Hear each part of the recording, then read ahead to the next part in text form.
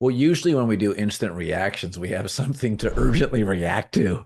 But I knew the Warriors were in a little trouble when mid-second quarter, Butler and Curry hadn't scored. Uh, but this is a bigger point, Jason, is that and I've been on this for years. The quality of college basketball is not very good. I mean, the national champion, like you watch Florida play, a very good college basketball team, they would have 7 or 8 straight possessions that they were wasted possessions. They didn't run a play. College basketball offensively is a tough watch. That's why almost every good college basketball program lives on defense. I mean, St. John's, Florida, Houston, Gonzaga is the rare. We're actually better on offense annually than defense. And they do it because they have a great coach and a great system. But you watch it and the ratings are good because of urgency. The NBA quality is insane, but a 3 game first round, which had probably never happened. Daryl Morey said, "Give me a game first round," but I've always argued you don't need 7 games if you want to keep it in the finals for historical symmetry. Totally get it, but you don't need 7 game first round series. Now, I will say the argument is, well, what about Clippers Nuggets? And my takeaway is if it goes 5 or 7, that's a coin flip series. I mean, you can't tell me one team's definitively better. It's almost like the Pistons Knicks. 5 or 7, whoever wins, wins. I'm not losing sleep. But I thought tonight was a bit embarrassing for the league. Like, it's just a bad look. It's so consistent over the years. I in my series preview for this series, when I picked the Warriors in 6, I was like, they're gonna get blown out probably in game 5. And one of the things that happens when you see one of the things you see when you root for the same team for over a decade, you become very familiar with their personality. And like we Yeah. saw an extremely similar game in Memphis 3 years ago in that series where they were up 3-1, went on the road and just got demolished before they came home and closed the deal. It's just there's already a natural kind of like urgency swing from side to side in a series after each team wins. Like Houston gets game 2, Golden State's going to come out in game 3 and just play an amazing game, right? Like, Houston's going to throw a great punch in game 4 after Golden State wins game 3, right? But when you have this situation where a team has a 3-1 advantage and they know they have a home closeout opportunity in the bank, it almost always ends up being kind of a shellacking in these types of situations. And it's happened to the Warriors in the past as well. When they lost to the Lakers in 2023, Lakers took a 3-1 lead. They went to Golden State. Golden State beat them. Then they head back to LA and LA closes the deal. It's kind of like the natural flow of series. And to your point, when you have such a consistency in that regard, that just says this is too long. We're wasting too much time here. So I think it's interesting. So Houston is a team that I said this today on FS1 is that Oklahoma City is a similarly young team, but better. And they've got a ton of draft picks. You're not going to leapfrog them. Whereas every one of their young players, to me, has sort of a defined role. Houston has Jalen Green, who's athletic, but I still don't know what his offensive game is in the half court. He's just athletic. And so I do think Houston's going to have to take a swing. I think a Kevin Durant fits well. Maybe they get into I mean, they may have more than anybody for Giannis. But so we were talking about this, Jason McIntyre and I were talking about this, and I said, Houston has told people, Amen Thompson, no Mm-hmm. chance. And it's funny watching him tonight with 5 steals in the first half. When I watch Amen Thompson, I absolutely know what he is. He's a physical, tough, defense often is the best part of his game. Hustle. He has a defined, even though he's a kid, he has a defined game. And that's one of the first things I look for. Actually, if Zion could have stayed in shape, I thought he had a very defined game. Like I knew what he was. Jalen Green, I don't know what he is. And I always feel like I don't care if it's a talk show host or a basketball player or a politician. If you can't kind of, what are you? And if I'm struggling with that 3 years into your political career, it's like, I'm not sure you are anything other than maybe smart or aspirational or driven. So I look at it and I think if they went into the Giannis sweepstakes, you'd have to give up 2 really good players. Would you give up Sengun, Jalen Green, and 2 firsts? Because I think If I'm Milwaukee, I'm going to have multiple suitors. I'm going to get a Malik, an OG, and four. I don't think the Knicks, they gave up so many firsts for Mikal Bridges. Let's just talk Houston. What would Houston give up, in your opinion? You run the Rockets for Well, Giannis. first of all, Colin, I'm going to try not to be too insensitive here, but I'll tell you what Jalen Green is. He's salary filler. That's what he is at this point in his career. He has demonstrated through multiple years with Houston that there is certain things that he just hasn't figured out in terms of how to bring That's right. consistent winning impact every single game. When he's got his pull-up three-point shot going and he's making good decisions at the rim, he looks like an all-star caliber player that can lift that team to greatness. But 2 out of 3 games, he struggles to accomplish those things. And then suddenly the inattentiveness off ball, the poor decision making, all that just rises to the surface. And so he needs to go somewhere where he can go make mistakes for a while because he just needs a lot of time, right? And, Amen Thompson to me should be untouchable. I would not give up Amen Thompson Yes. for Giannis. Either would I I. think that unless the only reason I would ever consider giving up a player of Amen Thompson's caliber is if I was certain that we would be a runaway favorite the next season. Like for instance, if OKC wanted to make a move for Giannis, they should be more willing to part with someone like a Jalen Williams, for instance, when you Right. consider the fact that they would immediately become a runaway championship favorite, right? But Houston with Giannis is still like they'd be very good defensively, but it wouldn't be perfect, right? Amen Right. Thompson is the level of prospect that I think has the potential to be like the Scottie Pippen of this era. The That's a most great call. devastating perimeter athlete defensively that we have in the sport. But Yes. he has Intimidating. exactly, but he has a lot more offensive pop than people realize. And wait till he starts to piece some of these parts of his game together. He can handle the ball a little bit. He's got a pretty decent set of moves in one-on-one situations. Once he polishes up mainly the short range, mid range shot making and adds a little bit of muscle, he's going to be a guy that can easily average 20 points a game in this league very efficiently, Yes. potentially more. And so to And he is really a physical. I mean, most young players, Jason, are not that mhm. physical.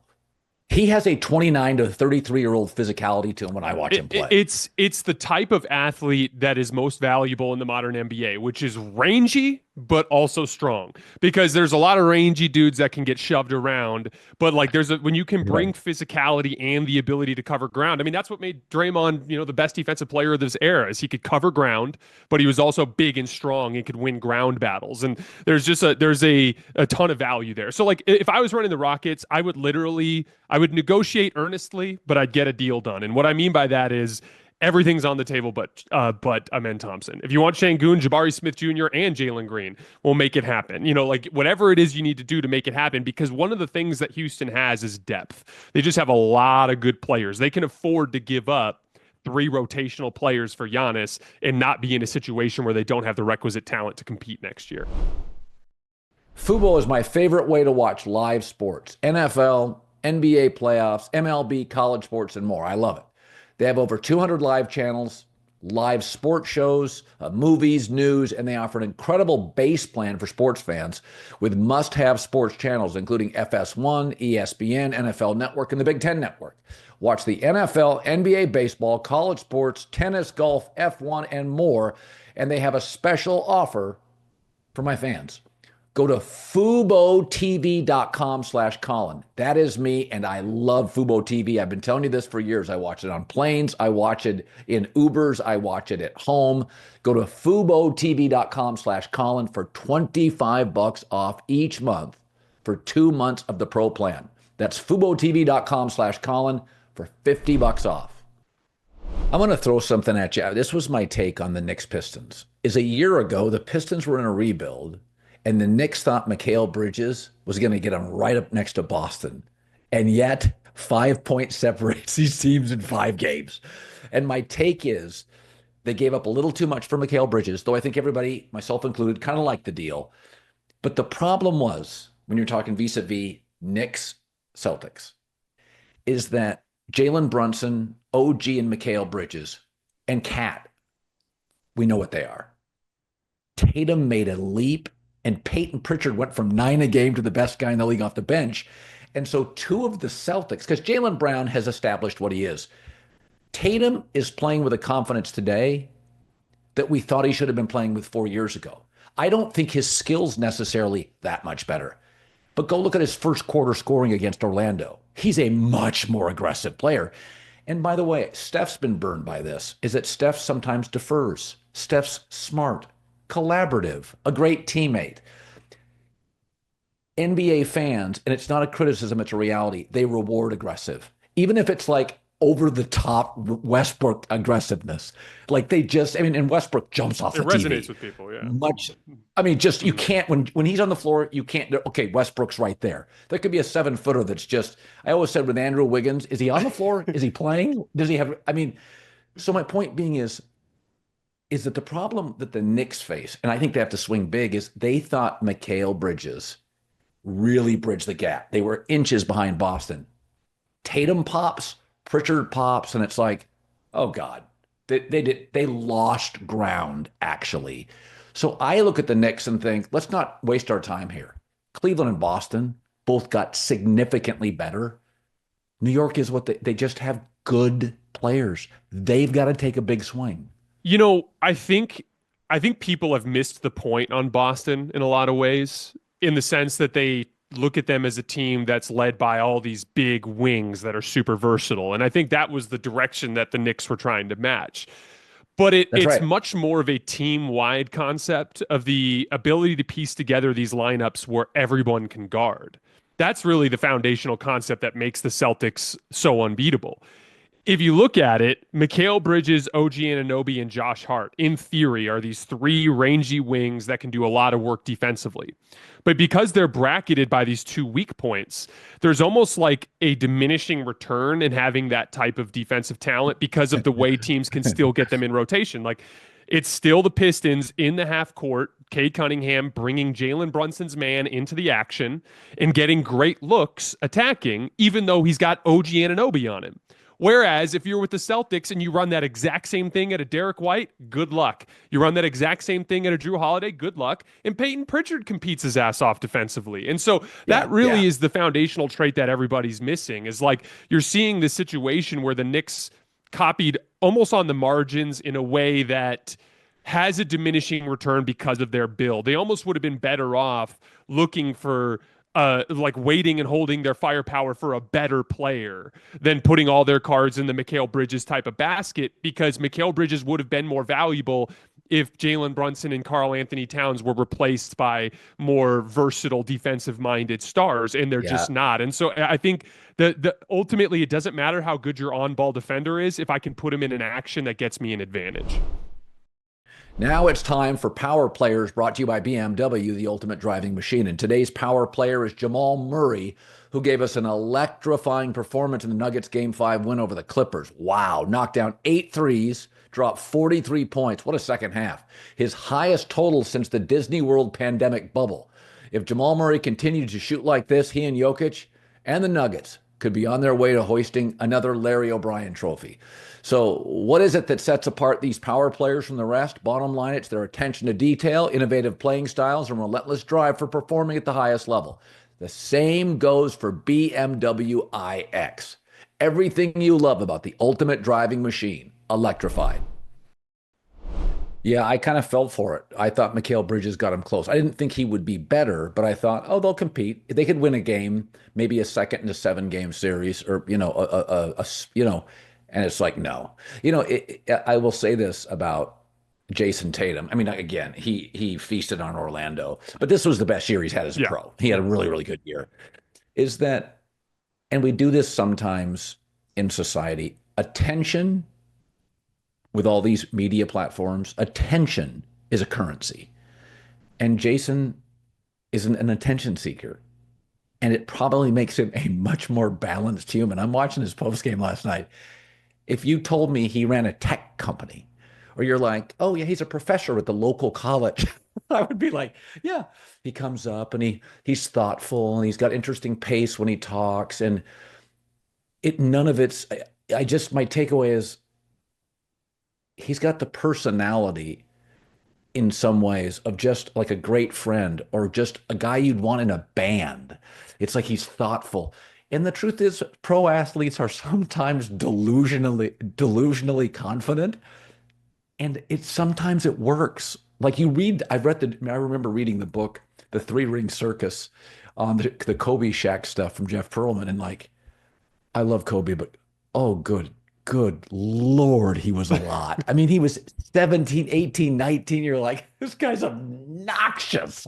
He'd be it's the guy that you never could depend on to take you to the airport. But it's like that's sort of what that's sort of what made him great, like that obnoxiousness. So I just look at Tatum and I think sometimes, am I punishing him because he's so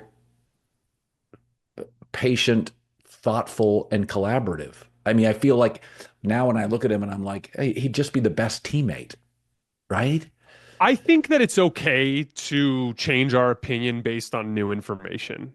And what I mean by that is Jason Tatum, in his inconsistent level of aggression, in his lack of top end, That's was it. a legitimate part of Yeah. why they struggled over the years. And then last year, with an overwhelming talent advantage, they made it through the East. And Tatum contributed in a big way, especially with his defensive Yeah. versatility and his playmaking in the half court. But he didn't show that superstar upside in that playoff run. And so I think this is the first time, really, that I'm watching Jason Tatum and I'm watching him from start to finish through a playoff series command things in a way with a level of Yeah. aggression and with the same level of versatility showed in recent years, but also bringing the high end scoring pop. Colin, he had 3 straight 35-point games. He had 2 total in the entire playoff run last year. Like this is like it's okay for us to be like Tatum is growing up into like I don't think he was a top tier superstar until this year. Now I think he is. I'm And I think it's exactly how okay. I I think feel. it's okay to be like he's Yeah. growing into the player that some people thought he was, and I disagreed for a while. And now I'm there where it's like it's the versatility and it's the top end. Like the big one for me, it's like game 4. And I'm watching the difference in the maturity with the way that he's attacking switches against guards down the stretch against Orlando, while Paolo is not getting good shots, doing the exact same thing on the other Yeah. end of the floor. And I'm like, oh, it's like it reminds me of the old days when I'd watch LeBron or some other grown up do it to Tatum when he was the young guy. Like Tatum is growing into like he almost looks like a 30, 31-year-old star as a 26, 27-year-old star because he's got so much experience in these big moments over the years. But it's a combination of two things, Colin. You mentioned it. This is a huge piece, the confidence. There is a calm, cool, and collected demeanor that he has in the half court now that he just didn't have in the past. That to me is part of his growth. And then the second piece of it, he finally brought along this shot making piece, which was so inconsistent for him over the years. He had it in the past, but he wasn't as big and strong and versatile. Then he got big, strong, and versatile. He didn't have the shot making. Now he has both, and he's confident, and he looks like a top 3 player in the NBA right now. Okay. I have to mention this, as I've always said in our business, and you're in this business, is I'm not it's not flip-flopping. If you give me new stuff, I'll have a new opinion. I have never liked 6'4" and under players, Derrick Rose, John Wall, Westbrook, um, that aren't pure shooters. Nash, Curry, little guys don't lead to titles anyway, historically. Curry's an outlier, Isaiah Thomas. Both, by the way, really good perimeter shooters. Therefore, when you're 6'4" and under and can't, especially with no hand check, you get to the rim and you get hit by the Redwoods and you just hit the floor too often. Now, Dwayne Wade had a little bit of this because he was never a gifted outside shooter, but Dwayne was built Big, yeah. like a running back. I mean, he looks like an NFL player. So I was always like with Westbrook, I'm like, listen, man, this is just it just doesn't work for me. But I watched him last night and I thought he was last night the tone setter of every great player in that game. Is that Jamal Murray would have an amazing second half. Jokic was off. I never trust Gordon or Porter offensively, although I really love Gordon as a player. He is so relentless that he almost makes teammates guilty if they don't play with energy. I mean, you can see why, like Harden and Westbrook, they're good buddies. They go to Houston. They didn't get along. And I think part of it was Westbrook is like, bro, I know you were out last night, but you can't bring that last game for the Clippers. I Oh, mean, Colin. Harden might as well have been a hologram. I mean, he was invisible. But I watched Westbrook and I think all these years later, what I appreciate about him is he plays so hard, he almost forces you as a teammate to play harder. Because you and I know this. Some nights, this is asking a lot. 82 games, playoffs. I mean, Jokic last night just doesn't have it. And I was like kind of blown away by Westbrook last night and this newfound ability to hit a three. But his energy was just ridiculous last night in the first half. At the end of the season, there's only one team that can call themselves NBA champs, only one player that can call themselves the number one pick in the NFL draft. Well, there's only one electric SUV worthy of the title, the ultimate, the all electric BMW iX. What I love about the iX is that it delivers legendary BMW performance. I've had several, while its sleek design exudes innovative style from the inside out. So, not to mention how much space and utility it provides. Over 75 cubic feet of cargo space, the iX is completely changing the game with an all-electric SUV. Okay? The greatest legends of sports never compromise any part of the game, so why would you settle for anything less from your SUV? After all, there's only one ultimate, the BMW iX. Everything you love about the ultimate driving machine. Electrified. Yeah, it's infectious. I'm so glad you said it like that because I've always felt that way in team basketball. Like when there is somebody on your team that is busting his ass on defense, you look like an idiot if you're out there next to him not doing the same thing. It screams on film. And like trust me, like these film sessions, like I remember when I was in college, like it's embarrassing when you're sitting in the room and you're not doing your job. Like and the coach is pausing the screen and like you're jogging back in transition defense and he's standing up there pointing at you in front of your teammates. Like laziness stands out on the TV. It stands out in film. It especially stands out juxtaposed with an energy bunny. And like that, there's a ton of value there. I've like really grown to appreciate Russell Westbrook in this phase of his career in a way that I didn't in the past. Same. Couple different things. Yep. He is a guy that his motor and physicality actually translates in the postseason really well because he's a very physical player. So like, and we've seen so many examples of this in NBA history. The big, strong athlete who plays hard just has a lot of utility when it's a rock fight, when it's like super, super physical. During the regular season with the Lakers, there was just so much time where he was asked to do more than he was capable of. But as this has shifted towards him being in a smaller role, he's polished up his jump shooting, like you mentioned earlier. Like he put in work behind the scenes. He understood, oh, if I'm going to stay in this league, I'm going to need to be able to hit a corner three. And so he's put in a lot of work behind the scenes. The second piece of it, finding a fit that works. So for instance, Jokic, we've talked about this on the show before, inverts your spacing. He brings the center away from the basket. That makes it so there's fewer redwoods around the basket. And so Russ had a layup missing problem over the years. And he's missing fewer layups in Denver because he's getting easier cuts right around the rim. And so when you combine the little bit of corner three-point shooting, the ability to finish because of the lack of congestion under the rim with the Jokic team, and then you add to it just the way his physicality translates to the playoffs, he's become a very useful player for the Nuggets now, like a flat out important player in their championship goals. Yes. No question. And I know this isn't the be all end all, but there is something about when you turn a television on and you come into the second quarter, the players that add something you can usually spot in like two possessions. Like you're like, oh, like Amen Thompson's a great example. You're like, shit, man, that dude is physical. He's an intimidating presence. Obviously, great scorers almost all have that. Russell Westbrook jumps to the TV screen. He is just straight gin on the rocks. It's like, pow, it hits you. It's like, who's this guy? Like cutting and Jimmy Butler's got that too when he's really into it. It's like, dude, who is like when you're a pro athlete and can kind of intimidate other pro athletes, and it's a man's got it, Butler's got it, Russell's got it. No. And it's funny. I watching Westbrook, I'm thinking, could he have always shot threes like this? He's now shooting them because he's probably a little less, I mean, everybody comes down a little bit athletically, and he was so hyper athletic. But it is amazing to me to watch him shoot threes. I don't know if the shooting style has changed, but last night, I'm like, it looked smooth. It looked confident and He's comfortable. more compact. There's less wasted motion. He's getting good energy transfer, like it's straight up and down. There's no hitch. I think taking more corner threes has been really big for him because it just takes that little extra bit of distance off.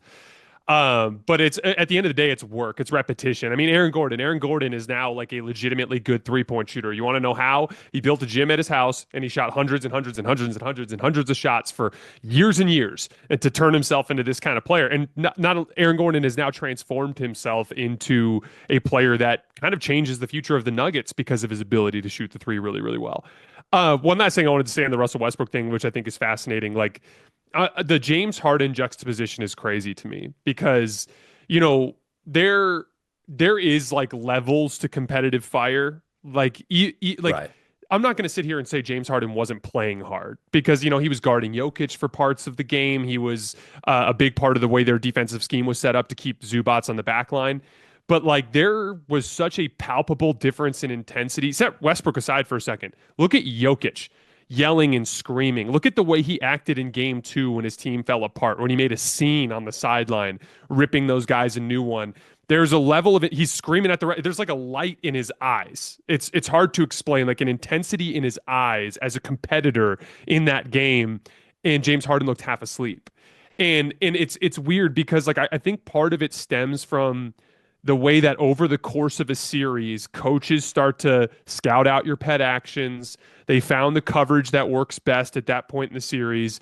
The on-ball defender, in this case Christian Brown, has been eye to eye with James Harden so many times now in this series that he's starting to pick up on some of his tips and the way that he likes to set up his moves. And you start sitting on that same left to right crossover, right to left crossover a bunch of times. It starts to take on a resemblance for you, and you can start to pick up on those cues and be ahead of things.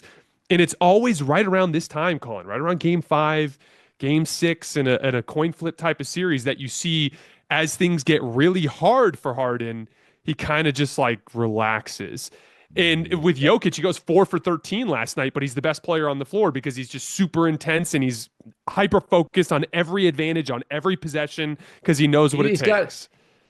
yeah, it's like Steven Adams isn't in his class. But the other night I'm watching Steven Adams for Houston. I'm like, Christ, he's their most consistent player. Like he's just, I think, and I love players like that. Like it's not just scoring. Like, but by the way, before we close this out, because we're gonna both go watch the Laker game, we got into this discussion today. The Mavericks shouldn't have traded Luka, but and Zach Lowe was talking about this with on the Ringer, is that I would never trade Mahomes, Allen, and Lamar Jackson, but I would now take a call on Joe Burrow because of two major injuries. I would take a call. I'm not looking to trade him. I would take a call on Jalen Hurts, who I still think small and okay in the pocket.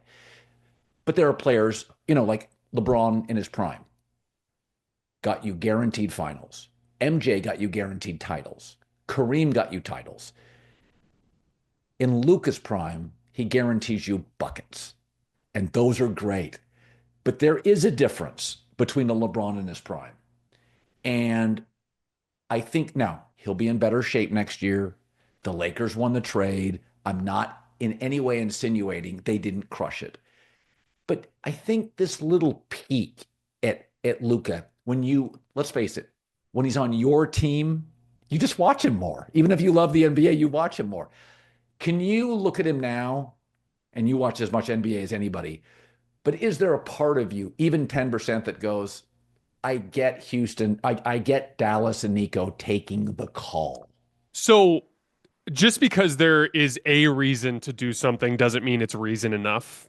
And like I see the reason. Like Colin, I don't want to be overly critical of Luka here because it is tough to come into a team right in the middle of the season and to Right. do all of the things that he's being asked to do. But let me just let me just present it like this. If Luka outplays Ant, do the Lakers win the series? Um, Let me give you one more stat before you answer. well, I mean, Ant literally the last game, Ant was like 6 of 7 against him. So I think that is, they don't put Luka on Ant a ton because for obvious reasons. So I'm not sure what the answer is to that. So in the fourth quarter in this series, which is where the games have been decided, Luka's Yes. And by the way, Minnesota was in these close games yep. all year long. They led, I mean, so it's like that is who Mhm. they're not pretty enough offensively to blow good teams out. They're in all their games look like this. Boxing's biggest weekend is here, and DraftKings Sportsbook's heating up. It all kicks off Friday in Times Square. Ryan Garcia, Devin Haney, and Teofimo Lopez light up New York City. Then on Saturday, the King returns. Canelo Alvarez is back on DAZN pay-per-view. And Sunday, it's a can't-miss moment. Naoya Inoue makes his electrifying U.S. debut in Las Vegas. This is a fight weekend for the history books, and DraftKings Sportsbooks got you a front row seat to all the action. So who you got? Who's walking out with a W in each of these fights? Sound off, but remember, we're taking picks, not betting advice. New to DraftKings, you're going to love it. All you have to do is bet $5. $5. And you'll get 200 in bonus bets instantly. $5 gets you 200 to play with. Only on DraftKings. The crown is yours. Luka has 5 made field goals and 1 assist in the fourth quarter in the series. Ant has 10 made field goals and 7 assists in the fourth quarter in the series. He has dramatically outpaced Luka's output when the games have been on the line late. Luka is shooting 5 for 17 in the fourth quarter in the series, and he looks blatantly exhausted every single time Yes. down the stretch of these games. Yep. There's been so much focus on the fact that he had to play 24 straight minutes. You know who else played 24 straight minutes to end that game? Anthony Edwards. He looked fantastic. Julius Randle played Right. 23 and a half of the 24 available minutes. He looked fantastic. He's guarding LeBron, grabbing rebounds, doing all that kind of stuff. LeBron, who's 40 years old, had 3 of the most absurd defensive plays I've seen. Like LeBron almost single-handedly stole that game with defense down the stretch. Yeah, the DiVincenzo block and the Finney Smith shot on the other Yeah, and end. then he stripped Naz Reid on the very next possession, got another stop, and then he did strip Anthony Edwards on what was kind of an iffy call. It was kind of already slipping when he was like, but it was good defense on that play. The point being, like, there were 4 stars in that game that all played basically the entire second half. 3 of them looked like they were spry. For the record, they're all better athletes. I'm not expecting Luka to be out there flying around like a 6'8" freak athlete in those situations, but I would expect him to look like Luka. I would expect him to look like Luka. And the bottom line is every single time a game has been hanging in the balance in this series late, Ant has looked like Ant and Luka hasn't. And the Wolves have immediately taken control and won the series. And so I don't think it's negotiable at all at this point whether or not Luka's conditioning is standing in the way of whether or not they could have won the series. The Lakers controlled the first 3 quarters. They are capable of beating this team. And in the bigger, like for instance, I saw some criticism of LeBron for having 0 points. For the record, LeBron does deserve some criticism. He had a bad turnover late. I didn't like the 3 he took off the left wing. 0 points, like find a way to score something. But he only took 2 shots in that fourth quarter. You know why? Because this team has a construct. The construct is we need Luka to create offense for us. That's his one job. It's his one job. Everyone else, like LeBron's job on this team is to be Draymond Green on the other end of the floor. You know, and like, yes, LeBron could have and should have done more, but I left that game very disappointed because I felt like Luka, when the series was hanging in the balance, didn't even look remotely like himself. If he makes that layup against Naz Reid, which, by the way, is just maybe a little bit more conditioned athlete than he is right now. Doesn't even have to be in peak condition. Just in good enough shape to get the lift, to get that ball up off the backboard. They win the series. They don't win the series. They win the game. It's 2-2. But instead, he smoked it and then didn't get back in transition defense and left Naz Reid open. He hit a 3, and all of a sudden, a 7-point game was a 2-point game.